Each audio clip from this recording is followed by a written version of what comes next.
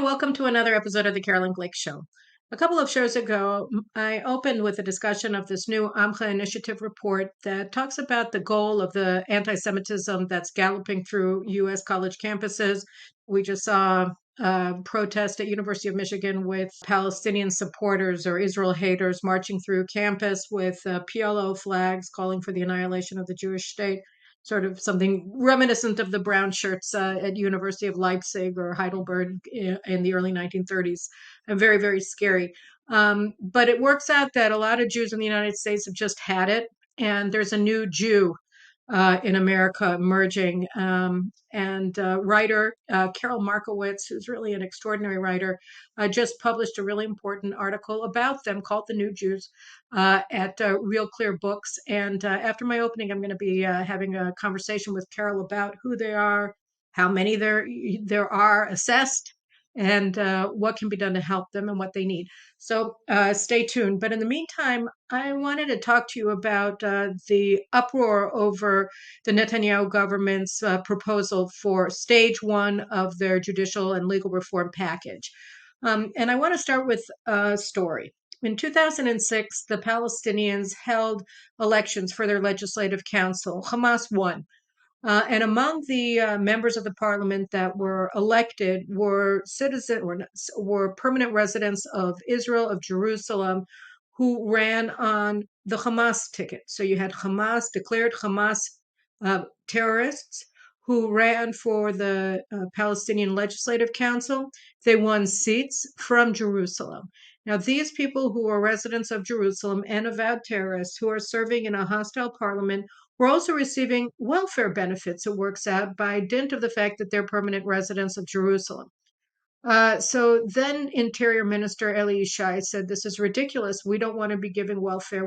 People who are serving in a hostile parliament and are members of an illegal terrorist organization, Hamas, should not be receiving welfare payments. And he used his powers as Minister of the Interior to strip them of their rights to welfare payments, which is in a part of Israeli law and certainly within his powers. But a foreign-funded radical anti-Israel NGO petitioned the Supreme Court, said that's not right. These terrorists should be allowed to maintain their welfare benefits because they're residents of Jerusalem, and therefore Israel has to pay them welfare benefits, national insurance benefits, etc.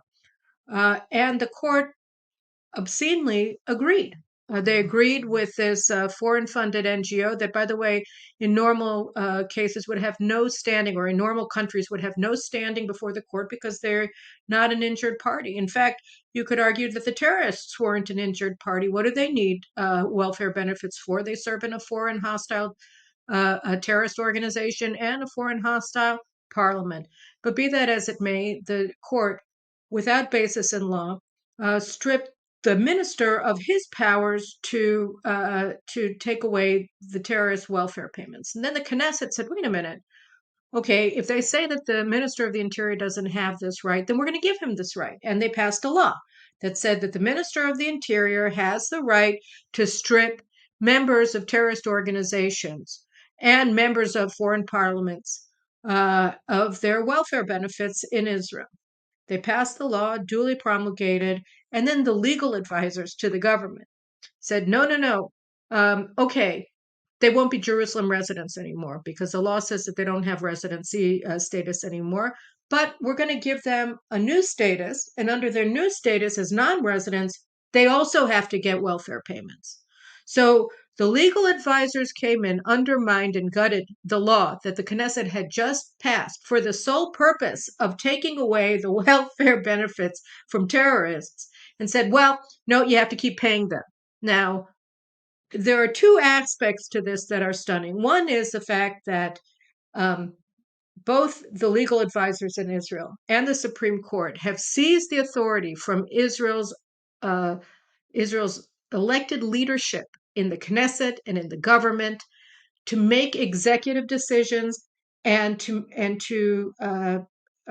determine the meaning of laws, okay, or gut them of their meaning. And so they've seized this authority, but they don't have any responsibility to the public. They're not accountable to the public. The public didn't elect them.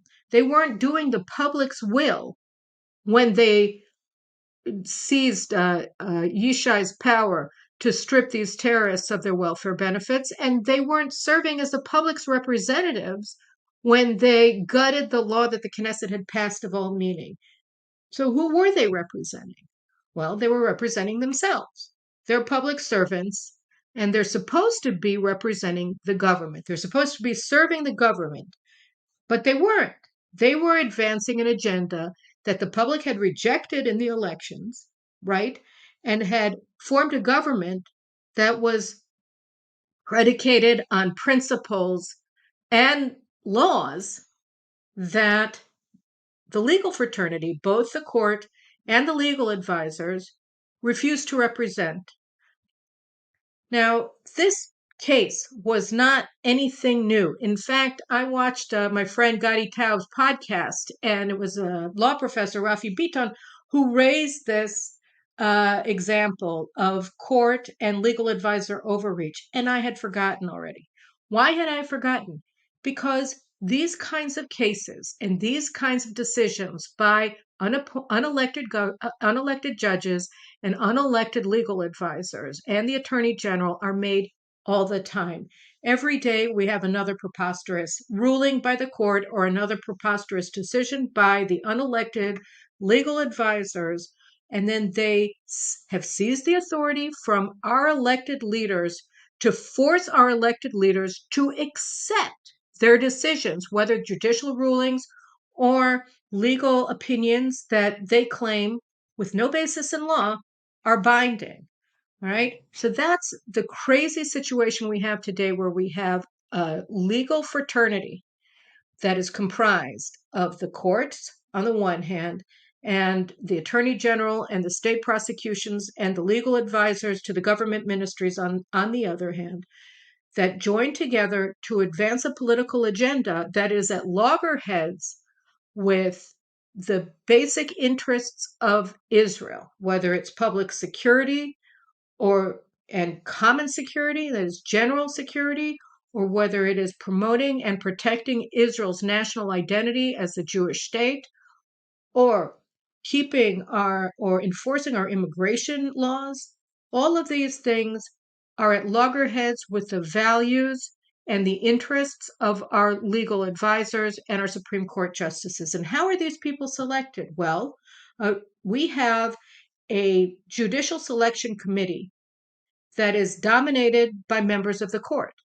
They choose themselves. They have veto power over the judicial nominees of politicians. And as a result, they reproduce and clone themselves each time that new justices are appointed to the Supreme Court. We have an attorney general that is supposed to be chosen by the government, but is actually chosen by the Supreme Court. Because starting in 1997, every attorney general's appointment has to first be approved by a committee of senior appointments that is controlled by the Supreme Court. Its chairman is a Supreme Court justice. So they have control over the identity of the attorney general, and the attorney general in turn is responsible for the legal advisors and is responsible for the state prosecution. So through the attorney general, which they control, which the Supreme Court justices control who he or she is, the attorney general then controls who the state prosecutors are and who the legal advisors to the government ministries are. And so you have a closed circle of jurists. Now, what has happened in the past? Because obviously, the current government's desire to reform didn't spring up from the mist out of nowhere. This has been the goal of justice ministers from all political parties, from all across the political spectrum, for over 20 years, since 1996. Yeah, for nearly 30 years. And let's go through the names of the justice ministers who have been indicted and tried and found innocent after being forced from office, or before they're even allowed to go into office, so that they understand what the legal fraternity is capable. Yaakov Ne'eman, who was appointed justice minister by Benjamin Netanyahu, professor of law, the owner of one of the biggest law firms in Israel, one of the most respected jurists in Israel, then state prosecutor Michael Ben-Ari said that he was going after the fascist, and he indicted him for nothing, forced him out of office, ruined his life. And of course, Yaakov Neiman was found innocent of all charges. After him, we have Meir Shitrit, who was indicted and found innocent before he even came into the justice ministry.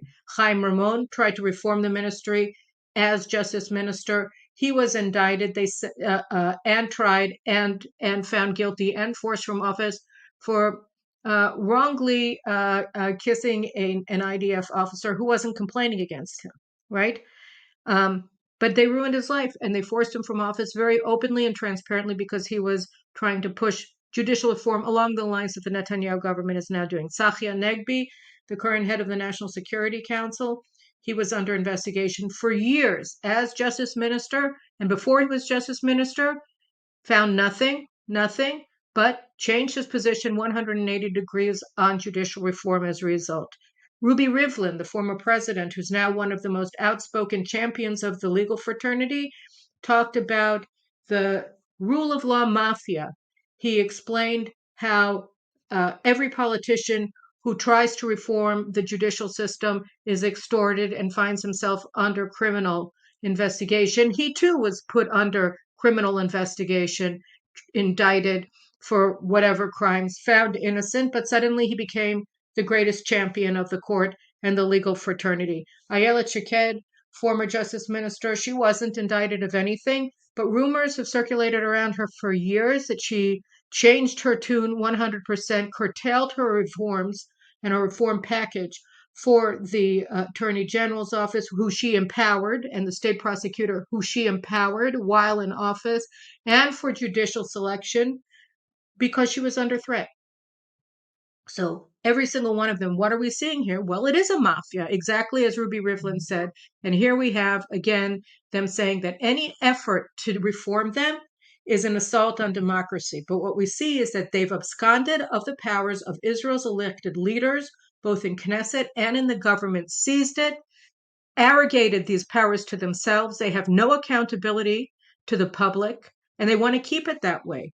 Because what would be the reform judicial selection process? It would give not 100% of the control over who gets selected as a judge to politicians. No, it would retain their presence, but as a minority in the Judicial Selections Committee, something that doesn't exist anywhere except, I think, India, right? But give the power to select judges to the people's representatives. So if it's a left-wing government, you'll have a majority for the left in the Judicial Selections Committee.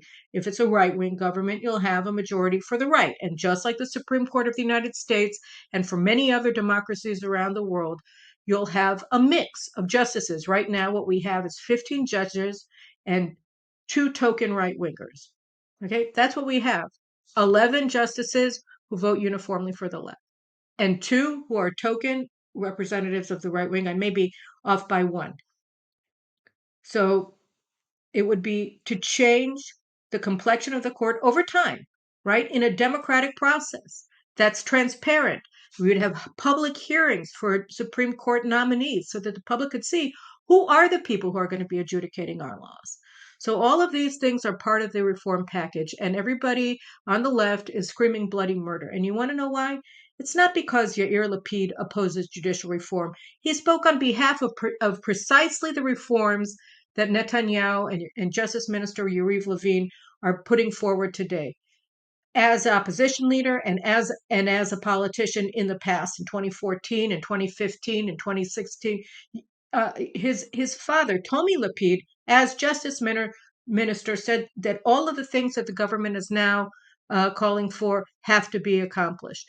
All of them said it, right? Naftali Bennett, as the leader of Ayelet Shaked's party, I ran with them on a platform in 2019 of judicial reform, even more, I wouldn't say radical, even more forthright than the moderate proposal that Yariv Levin has put forward. And now he's saying that if they do the things that he wanted to do, that he was running on in 2019, then they're going to endanger Israeli democracy.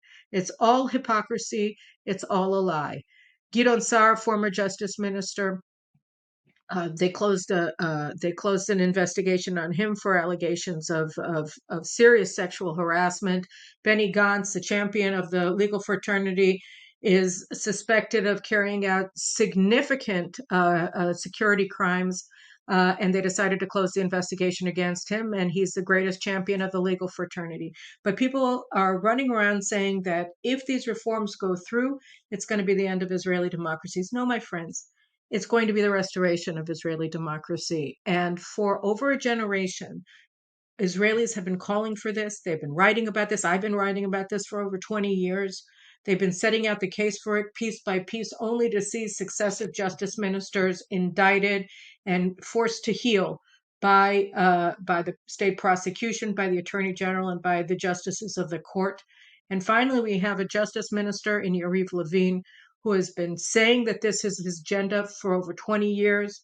We have a government that pledged and received a mandate, a very clear mandate from the public. Every single one of the coalition parties called for specifically the judicial reform that we're talking about now. And we're finally seeing the first prospect of a check and a balance on the currently unrestrained tyrannical powers being lorded against the people of Israel and our elected officials by the unelected, self-selected legal fraternity in Israel. And we have to wish all of the people involved in pushing these reforms forward and passing them into law Godspeed and good luck. So that's what's happening here in Israel. And now I want to move to what's happening in the United States and to my interview with writer Karol Markowicz. And we're going to put up a link for her article, The New Jews, on our website as well. I'm really excited today to talk to Karol Markowicz. She's a remarkable author, writer, Jewish writer in the United States. And Karol wrote a really, I don't know, it was sort of a feel-good piece in the sense that it made me feel good, called The New Jew, The Beginning of a Jewish Political Realignment in Real Clear Books last week. And immediately after I read it, I contacted Karol and I said, hey, could you please do my podcast with me? I want to talk to you a bit about what you wrote here. And before we go into, before I introduce you to Karol, I first wanted to bring up a couple of points. You know, the situation, as everybody who's in the United States and is Jewish and is watching this or listening to this knows, is not so great in terms of anti-Semitism. I just read an article this morning that a reader sent to me from the LA Times that said that half of Jews surveyed about workplace discrimination reported that they're being discriminated against as Jews in their workplaces. Just a new LA Times article that came out. And over Shabbat, Blake Flayton posted on Twitter this video of Palestinians or Arab or anti-Israel fanatics at University of Michigan in Ann Arbor marching through their campus, holding PLO flags and wrapped in Palestinian flags, calling for an intifada and for the annihilation of the Jewish state, which is, of course, sort of felt like a bunch of, you know, brown shirts are walking through the campus of the University of Leipzig, you know, in 1929 or something. It was a very unsettling thing. And we've spoken in the past about, on this show, about the 100% increase in anti-Semitic attacks against Jews on U.S. college campuses in 2021, 2022 school year. So all of these indicators are pretty lousy. And when you add to that things like the conservative movement saying that they're going to go to war against Israel over the Netanyahu government's plans for judicial reform and other issues, and the American Jewish leadership's anger over proposed changes to the law of return that would reduce immigration benefits to non-Jewish grandchildren of Jews. Karol's piece was amazing, breath of fresh air. So first of all, Karol, thanks so much for coming on the show. And could you tell me a little bit about what drove you to, first of all, what is the main thesis of your article? Why don't you do it? You do it better than I can. So I think the main thing that I wanted to convey to other Jews, but also to other to non-Jews, I wanted to say that, first of all, if you're a Jew and you feel like you're not fitting in with the political side that perhaps you were raised in, which is the left for a lot of Jews, and you feel like you're drifting to the right, or maybe the left is leaving you, I wanted them to know that they're not alone and that it's happening to a lot of people. And I'm meeting these people. I've been a conservative my whole life. I was born in the Soviet Union. I came to the US when I was a child. There wasn't a lot of space to You be a took the words liberal. right out of my mouth. I was about to ask you, tell me a little bit about yourself, Carol. Where do you come from? So yeah, so I was part of the Soviet migration of the late 70s to the US. And there were, that community is largely conservative. So I never felt like I was at my politics was at odds with my religion, because my Jewish community was very conservative. But I know that that's not the case for a lot of Jews, and a lot of Jews were raised in very liberal enclaves. So what I hope to do with this piece is to say, you're not alone in this drift. Other people are feeling it. Other people are experiencing it, and we're here, and we're here to kind of embrace you. And you don't have to be a conservative right now. You don't have to like switch your political party, but we get that you don't feel at home on the left anymore, and we want you to know that there's more of you. So, I mean, you were pointing out some pretty amazing statistics, right? I mean, I had always been of the opinion that the maximum potential for Republican votes among American Jews is probably 35.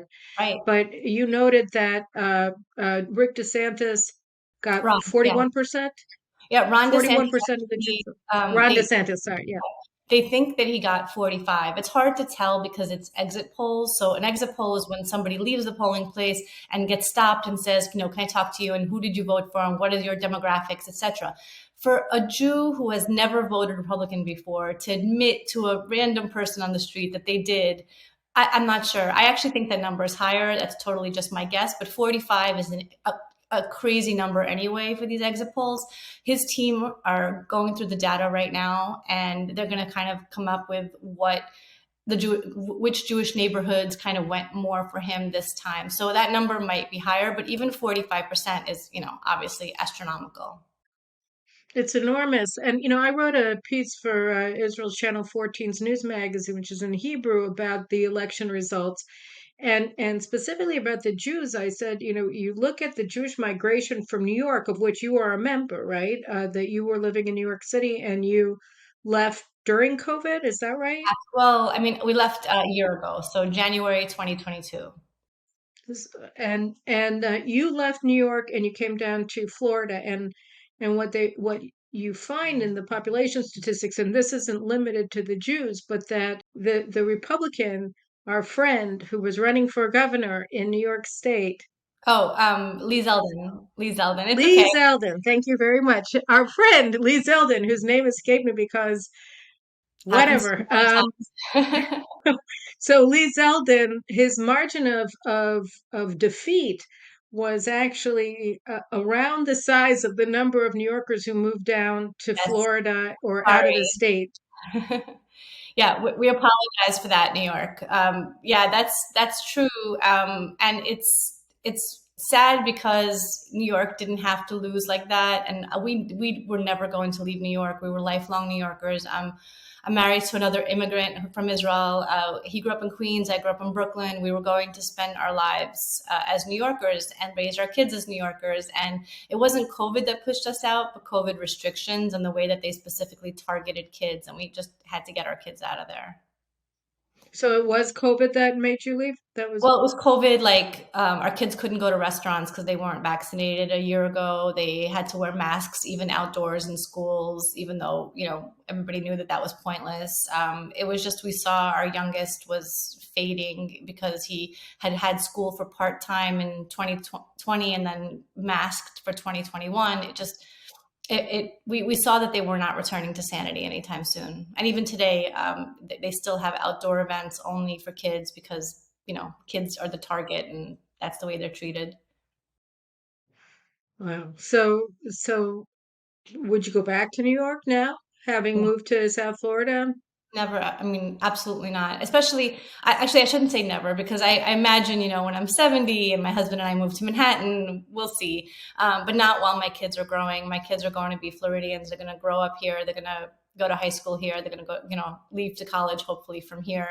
And no, there's no way. We saw a normalcy that we just can't unsee. And the Jewish part is such a big part of it because we've met so many other Jews like us here, which we really didn't know that many Jews like us in Brooklyn, other than our immigrant communities. All the Jews that we would meet whose families have been here for decades or a century were all left leaning. As I say in the piece, it was very rare to meet a a Jew who was left leaning, whose family had been was an immigrant, because the immigrant communities were largely right leaning. The Syrian communities, the Israelis, the Russians, the Ukrainians, etc. All the ex-Soviet blocs, all were conservative. But the American Jews who had escaped, all the things that our families hadn't escaped, were liberal. And so being in Florida has really opened up a whole new world of Jews for us.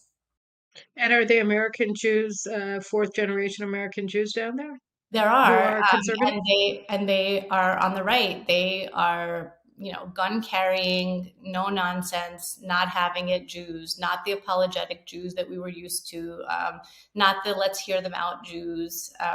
And I see this, but I also see the shift happening in New York too. It took a little longer in New York, and it's just beginning in New York. But I absolutely, you could see in the numbers for Lee Zeldin, and you could see that, some people credit the Jewish vote with winning the Republicans the House on Long Island, etc. It's happening. They are moving to the right. And again, it might not be political yet, but culturally, Jews are shifting. And, I'm here for it. Well, let's talk a little bit about that because, I mean, from the official Jewish organizations, you don't get that sense at all. You get the sense that they are doing absolutely everything they possibly can to stay in the progressive camp, including and not limited to forcing conservatives out of their congregations, making people feel unwelcome. Long-standing generational members of reform and conservative congregations are now finding themselves. I think you referred to the term as shulless. That they simply don't have anywhere to go because their own community has just vomited them out, and also this incredible turn against Israel by so many American Jewish organizations, American Jewish public intellectuals, and really making excuses for left-wing anti-Semitism or denying it is even a problem when it's smacking people in the face, right, left, and center. So Right. I don't see. I don't. It's hard to see it from the organizational world's You're perspective. right. You're right. And so, as I say in the piece, the shuls are not there. The reform and conservative shuls are still temples to leftism, but their memberships are all down. Talk to any rabbi at any of these shuls, and they'll tell you we have not bounced back from before COVID. Which, listen, even if they took out the politics, I knew they weren't going to bounce back from before COVID because they stayed closed for so long. And the thing is, people need their spiritual home. That's why they exist. And the fact that they just kept their doors closed and went to Zoom and pretended it was the same thing, none of that was going to work. And it was obvious to me. And look, the Orthodox community went back as soon as possible because they knew that we need each other and that we need these organizations. So the reform and the conservative, they have a long way to go, but their membership is dropping, their pews are empty, and they know that they're going to have to change down the road. They're just not there yet. I'd love to push them along because there are a lot of people who don't fit into the Orthodox camp who still want somewhere to go. And even in Florida, I haven't found a shul. We go to Chabad.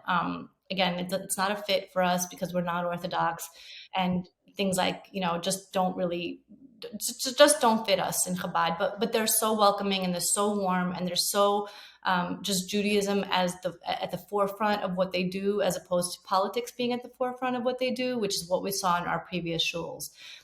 But you're also absolutely right that these organizations are pushing out people who don't adhere to their political agenda. I'm seeing it right now. My kids can't go to their sleepaway camp this summer because of continuing COVID issues, where they're requiring, boosters for children, which is, I think, crazy, and I'm not doing it. There's a way that they're maintaining the in-group, and that's the COVID stuff is definitely one of the ways. That's That's amazing. When we're looking at, especially Israelis on the right, when we look at the American Jewish community, you hear more and more people saying, "Let's just forget about them," that they hate us, they're against us, they're turning into our greatest enemies in the United States, and we can't chase them anymore. I mean, what would you be advising Israelis on the right who are just seeing this constant antagonism being expressed by American Jewish leaders who just seem to really, really be hostile to Israel and to the Israeli people because they're voting to the right. Well, I just want them to know that there's a large number of us who are not like that, who see Israel as the beacon for Jews around the world. Like as I wrote in the piece, there's a lot of American Jews who don't understand why Israel exists and why we need it. But as somebody who was born in the Soviet Union and a Jew in the Soviet Union, you know why Israel exists. Israel exists for all the Jews of the world to have a home to go to.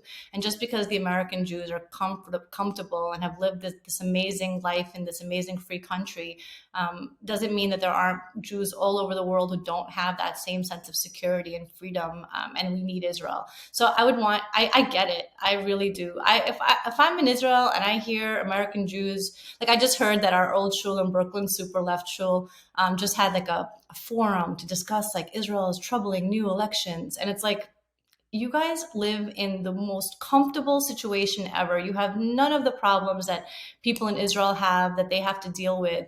And you are judging them for who they elected. Like I just, if I'm Israeli and I'm hearing this, I don't want to hear anything from these people. And I get that.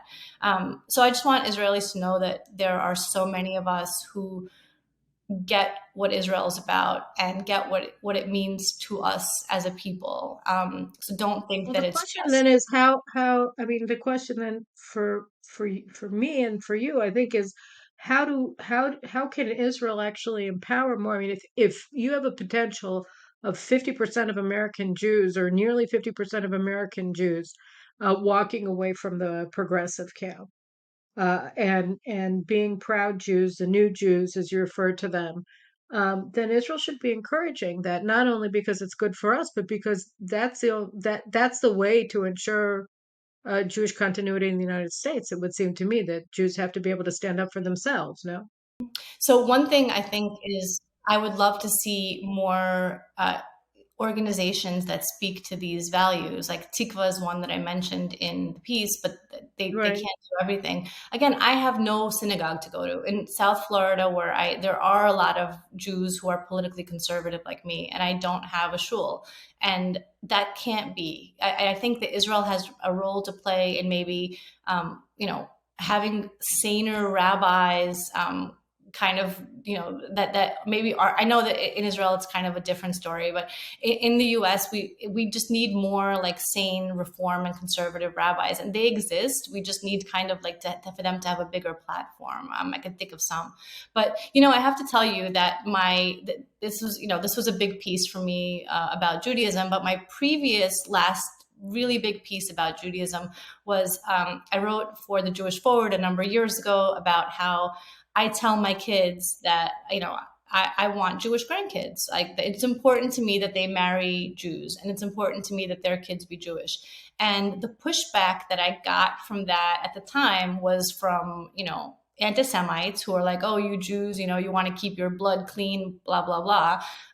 And from other Jews who were like, oh, I don't know, are we allowed to say this? This is kind of racist. So I think the idea that we need to speak openly, and I know you and I do, but like the new Jews need to hear people speak openly about how amazing it is to be Jewish and how we're going to protect our Judaism and how it's okay to say, I want my children to marry Jews. I want my grandkids to be Jewish. I want to continue this faith that we've had for thousands of years, and it's okay. It was funny. The other night we were watching this movie about Meyer Lansky. It's like this. Mm-hmm.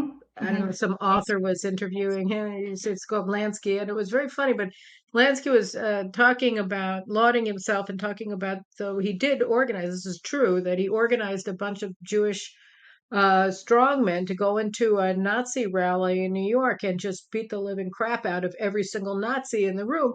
And then there's this statement by his wife that says that Rabbi Weiss, meaning Stephen Weiss, the same rabbi who was quiet and didn't say anything against FDR during the Holocaust, that he attacked the Jews who went into this Nazi rally and just tore apart these Nazis. And it feels sometimes like, Jews in the United States are left in this really uncomfortable situation where they either are supposed to go where they feel like it's like the only people who are willing to stand up and really be hardcore Jews who aren't going to take it anymore are kind of thuggy, and they don't want to be represented by them. But then they also have this establishment that is telling them there's no problem with anti-Semitism on the left, and you can feel comfortable voting Democrat when you know the squad keeps doubling every 2 years, in the House, and it feels like that strong fulsome defense of Jewish rights and of Jewish continuity is just absent outside of, the sort of hardcore Americana corner of American Jewry. But I do think that that's changing. That's what I mean by the culture is changing. I think that Jews are finally waking up. And the gun thing that I talk about in the piece is really important because, the idea always was that Jews were, oh, guns, we don't do that. We don't do that. And now we're like, we do Yeah, that. talk to my family. They don't know anything about not liking guns, I'll tell you. Right. So it's a change, and I think when one thing changes like that, a significant thing like that, other things change with it. And I think we're going to take our security just far more seriously than we ever have before. Well, that's the other question. When I was looking at your piece and trying to think about, where to go on this, except saying, I agree with everything that you wrote. Okay, that was great talking to you, but I think one of the questions is really about Israel and the Palestinians, because I wrote an essay a couple of months ago about what I think is just the debilitating impact that the two-state solution has had on American Jews. That the concept that Israel's right to exist only is contingent on Israel sufficiently appeasing the Palestinians for them to make peace with Israel has had an incredibly debilitating impact on American Jews, because then they suddenly feel like they have to apologize all the time for doing what comes naturally, which is supporting the Jewish state and being proud Zionists. And that in the absence of a strong Orthodox identity, Jewish religious identity,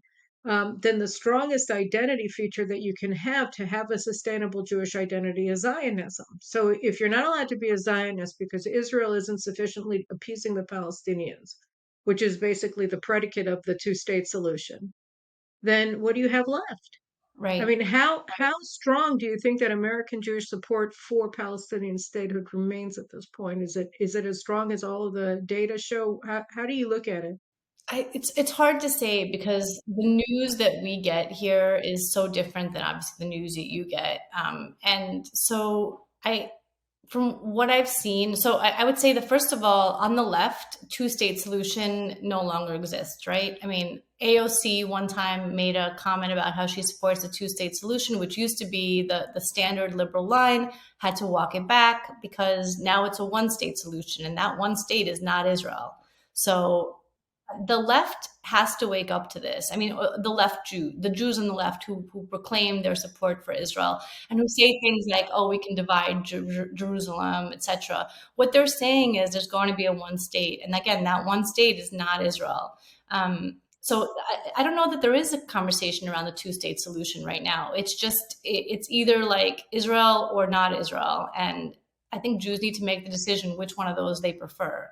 Um, and And how I strong do you think that Peter Beinart is getting? Because he's pushing very hard for no Jewish state, right? Right. I Do think you think he's that he's strong and fringe. No, growing? I think he's a fringe online character, and most Jewish communities will have no idea who he is. I don't think that he's nearly as important as he thinks he is. So I don't know. I just from my perspective of this shift that is happening, I can't see American Jews having any part of a discussion where Israel leaves itself vulnerable or allows itself to be submerged into some, other state. It is not going to happen. And I think that that's okay to say. Like, I don't know that Jews need to be afraid to say, like, it's going to be Israel or nothing. Like, there's no option of some other state of Israel being submerged into some other state. It's not happening, and that's it. Wait, you say you don't see Jews being part of a discussion about Israel being Well, submerged into no, a. I don't think that this new breed of Jews and the conservative Jews who already existed are in any way going to accept Israel not existing. So I don't think that, no matter how much the left makes the conversation about one state not being Israel, I just don't see the possibility of American Jews, in any numbers, supporting that. Really?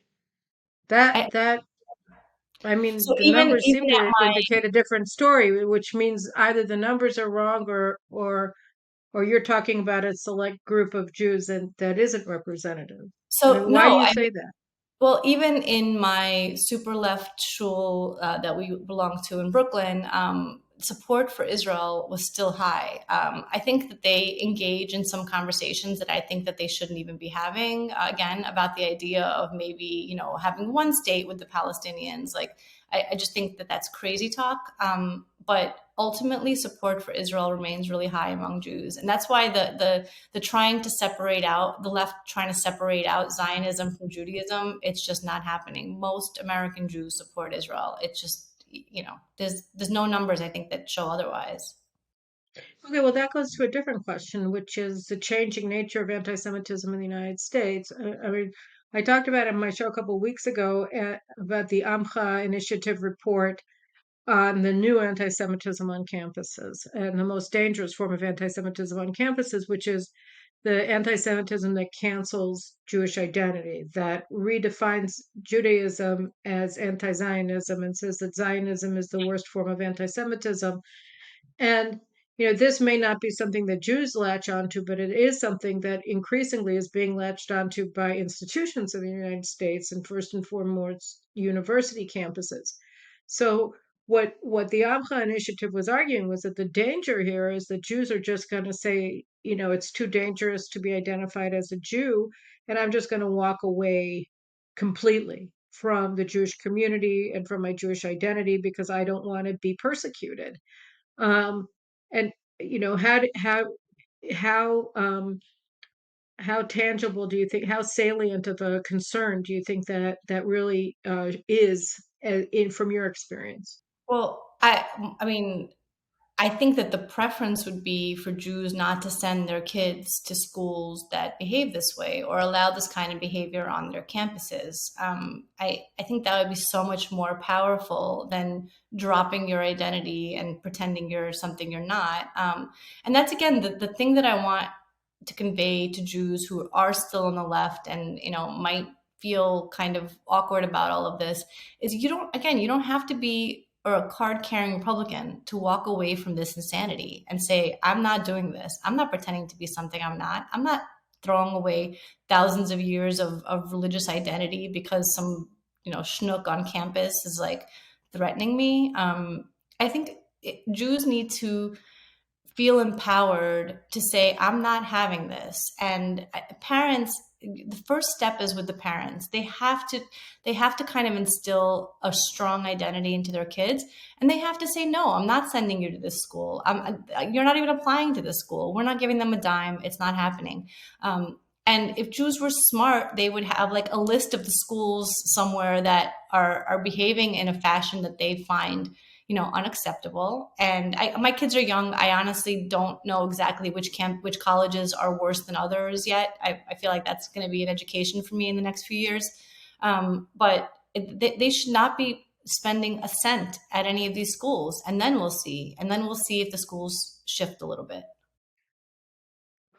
So, when you say you need a strong identity, when you need a strong identity to get a strong identity, you kind of need a strong community. And so, when you talk about the absence of a synagogue for non-Orthodox Jews, you're talking about an absence of a community. When you talk about a lack of organizational structure for the new Jews who don't, I mean, you have some great lines in this, and it's like great lines. Because you had this thing about where was it? Um, oof, I'll just find it. When you're quoting a rabbi that you know, and he says, he once told me that Jews are the only people that when someone says, I hate you, say, let's hear him out. Right?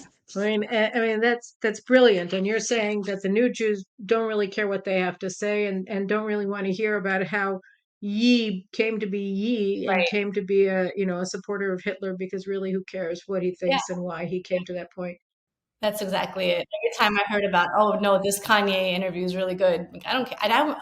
The thing was, I was a huge Kanye fan of his music and of his sneakers. A big, big Kanye fan. It's actually had a major impact on my playlist. So, um, but I don't want to hear why he thinks Jews need to forgive Hitler. Like he hasn't forgiven Pete Davidson for being with his wife. Like please, like don't tell me what I need to forgive.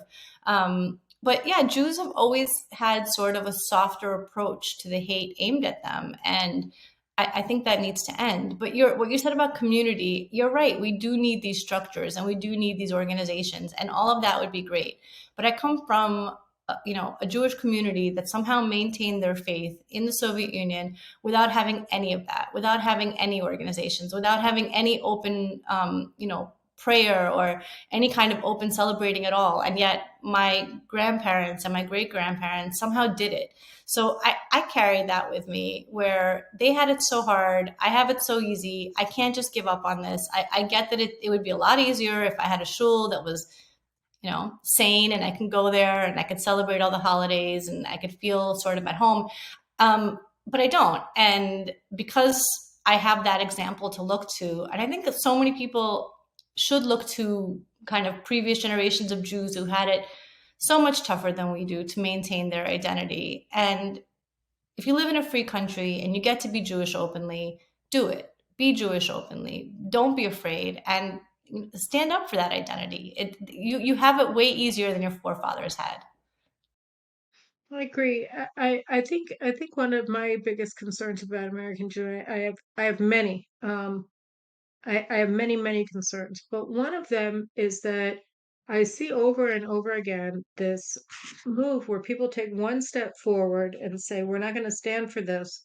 And then they sort of say on the one hand and on the other hand. And then that means that they are standing for it. They are accepting it. So, you say, this left-wing anti-Semitism is terrible, but boy, Donald Trump was an anti-Semite. And I mean that's something that Barry Weiss did before the 2018 elections and after the Tree of Life massacre, which I found incredibly troubling um, because it was sort of like a permission slip uh, to not do anything. If you're accepting this idea that Donald Trump is a dangerous anti-Semite, then what you're saying is I'm not going to pay attention to the real dangerous anti-Semites because there's such a distinction between you know yucky things that he did and Louis Farrakhan and his incredible power in the Democratic Party or Al Sharpton and his incredible power in the Democratic Party. It's or Ilhan Omar, all these people, like, they're incredibly powerful, and uh, there's no comparison between the two. But if you're comparing the two, then what you're doing is you're actually canceling out the actual danger. Is how I feel. Like there's this. It's like you could say you said that she was sort of a gateway to freedom, but she Mhm. can also be seen. And I'm just using her as an Oh, I example, know. but there are a lot of things like that where it's not a gateway to freedom. It's a permission slip to just not do anything. And So and yeah, I mean, how do you look at that? I think for a lot of people, the move, like, so you've been on the left your whole life. It's part of your identity. Look, being conservative is part of my identity. If I suddenly, felt like I could no longer be conservative, I think I would feel really out of it for a while. And I feel like I would maybe, be like, oh, this side does this and this side does this. And I would kind of try to bridge the new identity that I was forming.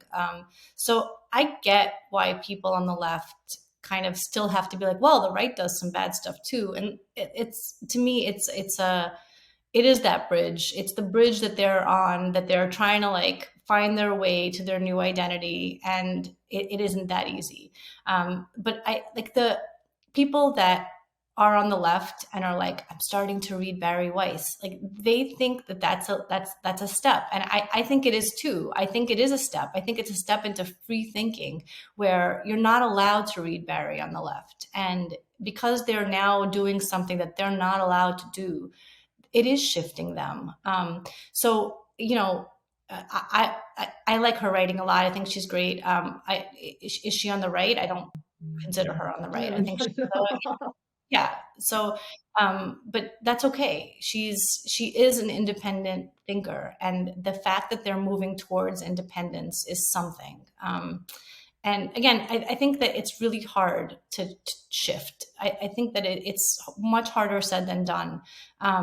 And the fact that there are people moving anyway, that means something is really breaking and that the left is really losing them. And the right should kind of see that as an opportunity to move people over to us. I And I think do more than the right. I think opportunity. more than the right, and correct me if I'm wrong. I'm sorry for interjecting, but it's more than the right. I think Zionism is the response. I mean, I think that a strong message from Israel of look at how awesome it is to be Jewish. Look at what we are. Look at our people. Look at how much we've accomplished. Look at our incredible country and look at our incredible heritage.